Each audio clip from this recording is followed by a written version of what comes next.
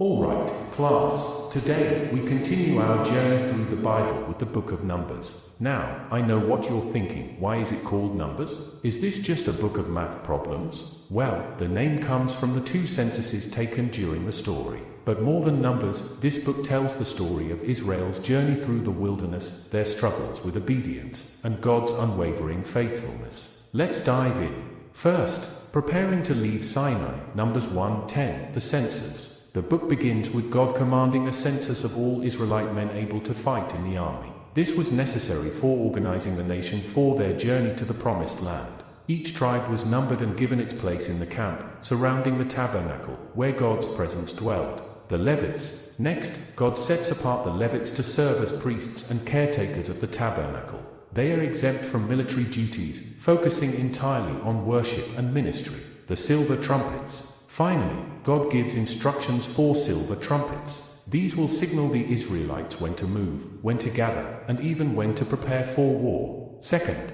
the journey begins and complaints start. Numbers 11:12, complaints about food. After leaving Mount Sinai, the people start complaining. Their first grumble? Food. They are tired of manna and want meat. So, God sends quail, but he also sends a plague because of their greed. This is a theme, class. Discontentment leads to discipline. Miriam and Aaron challenge Moses. Next, Miriam and Aaron, Moses' siblings, question his leadership, partly out of jealousy and partly because Moses married a Cushite woman. God defends Moses, striking Miriam with leprosy. Moses prays for her healing, and God shows mercy. This reminds us that leadership is a calling, not a popularity contest. Third, the 12 spies and Israel's rebel lion, Numbers 13:14, the spies. God tells Moses to send 12 men to scout the promised land. After 40 days, they return with a mixed report. The land is flowing with milk and honey, but the people living there are giants. 10 of the spies spread fear, but 2, Caleb and Joshua, urge faith. Sadly, the people believe the fearful report, and they rebel against Moses and God. God's judgment. As a result, God declares that this generation will not enter the promised land. They'll wander the wilderness for 40 years until every adult over 20, except Caleb and Joshua, has died. Even in judgment, God's plan moves forward. Fourth, more laws and rebel lion, Numbers 15:17, Sabbath breaker. In chapter 15, a man is caught gathering wood on the Sabbath, directly disobeying God's command. He's put to death as a warning that God's laws are not optional. Korah's rebel lion.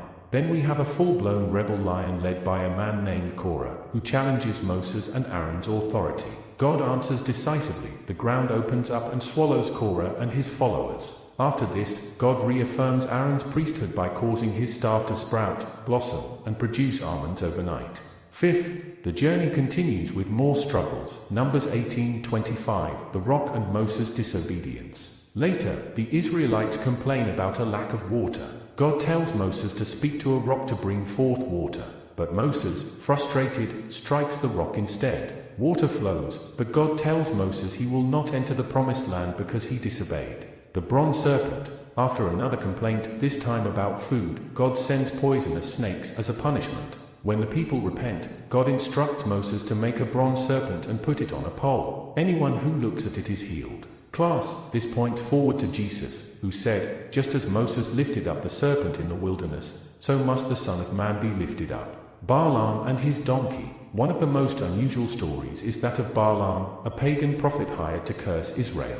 On his journey, his donkey sees an angel blocking the path, but Balaam doesn't. The donkey speaks to him, yes, speaks, and Balaam's eyes are opened. Instead of cursing Israel, he ends up blessing them 3 times. Sixth, final preparations and a new generation, Numbers 26:36, the second census. 40 years have passed, and a new generation has arisen. God orders another census, and this time, the people are preparing to enter the promised land. Land division and cities of refuge. God gives instructions for dividing the land among the tribes and designates cities of refuge. These were places where someone accused of manslaughter could flee for a fair trial.